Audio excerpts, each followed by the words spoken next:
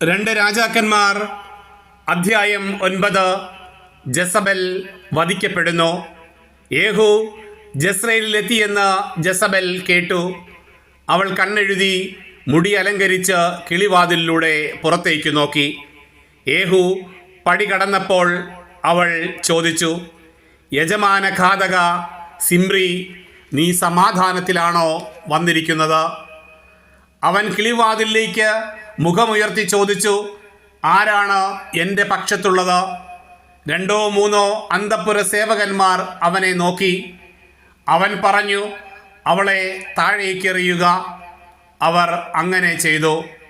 അവളുടെ രക്തം ചുവരിന്മേലും കുതിരപ്പുറത്തും ചിതറി. കുതിരകൾ അവളെ ചവിട്ടി തേച്ചു. യേഹൂ അകത്തു കടന്ന് ഭക്ഷിച്ച് പാനം ചെയ്തു. പിന്നെ അവൻ പറഞ്ഞു, ഇനി ശപിക്കപ്പെട്ട ആ സ്ത്രീയുടെ കാര്യം നോക്കാം.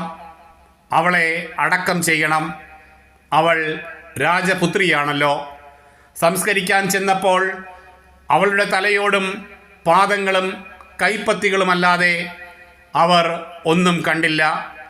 അവർ മടങ്ങി വന്ന് വിവരമറിയിച്ചപ്പോൾ അവൻ പറഞ്ഞു, തൻ്റെ ദാസൻ തിശ്ബ്യനായ ഏലിയായിലൂടെ കർത്താവ് അരുളി ചെയ്ത വചനം ഇതാണ്: ജസ്രയേലിൻ്റെ അതിർത്തിക്കുള്ളിൽ വെച്ച് ജസബലിൻ്റെ മാംസം നായ്ക്കൾ ഭക്ഷിക്കും.